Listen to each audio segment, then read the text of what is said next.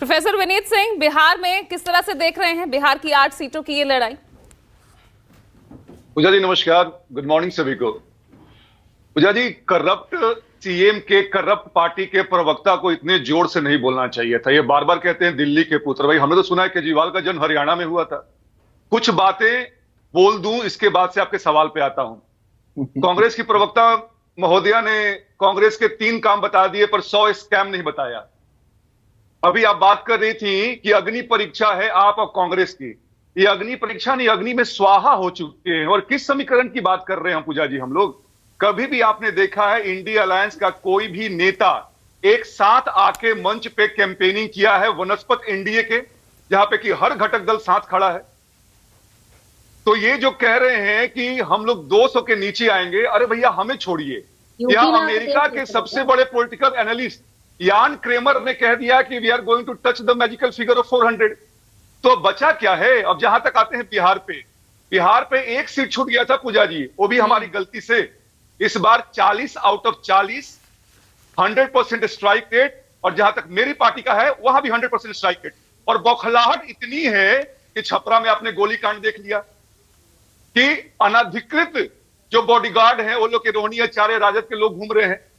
लोगों को परेशान किया जा रहा है, कभी मछली का कांटा दिखा के, कभी केक काट के। और मैं लास्ट में बात कह दूं, चल हो जा शुरू। केसरिया से मन जोगी हुआ रे, दिल झूमे देखो पतवारा हुआ रे, दिल झूमे देखो पतवारा हुआ रे। हर पल मनाओ केसरी त्योहार। विमल, बोलो जुबान केसरी। हाँ। कि किस मुद्दे पे हम लड़ेंगे। हमारा मुद्दा है कि तीसरी अर्थव्यवस्था 2027 में बनाया जाए, 47 में विकसित भारत बनाया जाए, और इसके अलावा और भी कई अनगिनत है। अगर आपको मतलब समझ में 40 नहीं में आता से है तो 40 की आप बात तो कर रहे हैं, तो वैशाली, शिवहर, सिवान आप सब अपने खाते में जोड़ रहे हैं। स्वाभाविक है पूजा जी। इस बार जो 8 सीटों पे हो रहा है 6th फेज में, उसमें 8 सीट हमारे पे आ रही है, और 7 फेज के 40 सीट। भाई, जनता को देख लीजिए, जनता कैसे इनके साथ व्यवहार कर रही है। लोगों को भगा दिया जा रहा है। तेजस्वी यादव 2019 वाला चुनाव नहीं है ना प्रोफेसर विनीत? 2019 वाला चुनाव नहीं है पूजा जी। 2019 और 24 में फर्क बड़ा है। यहां तो 80 करोड़ लोगों को मुफ्त में अनाज दिया जा रहा है, 370 हटा दिया गया। राम मंदिर की तो मैं बात ही नहीं करूंगा। यहां पे विश्वकर्मा योजना आ गई है। यहां लेकिन पे नौकरी का मुद्दा बहुत हावी है ना। पूजा जी, एक बात बताइए, देश का इंफ्रास्ट्रक्चर इतना ज्यादा डेवलप कर रहा है बिना किसी को काम मिले हुए। ईपीएफओ ऑर्गेनाइजेशन कहता है कि we are adding 1.9 crore every month. तो क्या ये फॉर्मल और स्ट्रक्चर्ड एम्प्लॉयमेंट में तो वो भी कंपनी रजिस्टर्ड है ना, जिसमें 20 एम्प्लॉयज आते हैं, वो रजिस्टर हो जाती है। 19 से 20 में रजिस्टर हो गई कंपनी। तो कैसे हम इससे डेटा निकालें? ऐसे तो आईएलओ का आंकड़ा कहते हैं 83% जो युवा है बेरोजगार हैं। वो फिर क्या करें?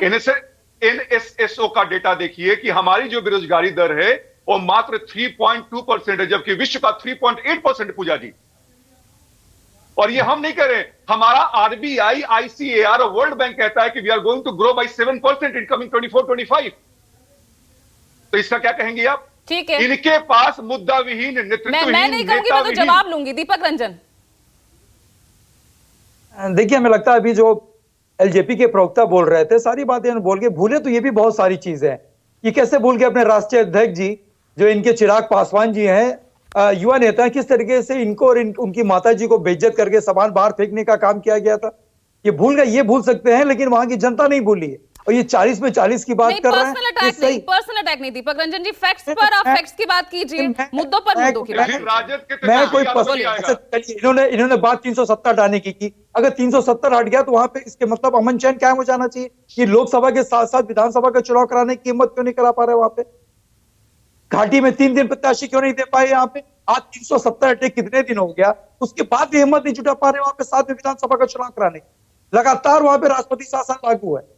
देखिए, जनता सारी चीजों को देख रही है, समझ रही है, और जो भी इनके मुद्दे ये सारे हम देखिए, हम चुनाव नहीं लड़ रहे, हम चुनावी प्रक्रिया में पूजा जी भाग ले रहे हैं। हम लड़ रहे हैं मुद्दों से, हम लड़ रहे हैं बेरोजगारी के खिलाफ, हम लड़ रहे हैं महंगाई के खिलाफ, हम लड़ रहे हैं किसानों के हित में, हम लड़ रहे हैं नौजवानों के साथ है। तो हम इन मुद्दों के साथ लड़े। इनका कौन सा मुद्दा है?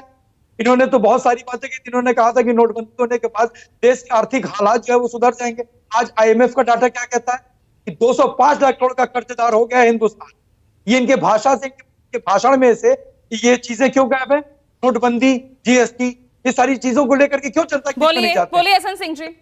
जब इन्होंने कहा था कि ये हमारा मास्टर स्ट्रोक है, नोटबंदी होने के बाद हमारा देश खुशहाल। ठीक है, जवाब ले लीजिए। सुन लीजिए रंजन जी, पूजा जी मुझे 1-2 मिनट जरूर दे देंगे। 3-4 लोगों ने पूछा, चलिए हम समाजवादी पार्टी से ही शुरू कर देते हैं। देखिए, समाजवादी पार्टी को उत्तर प्रदेश की जनता ने क्यों हटाया? समाजवादी पार्टी को 4-4 मौका उत्तर प्रदेश की जनता ने दिया था, लेकिन इन्होंने क्या किया?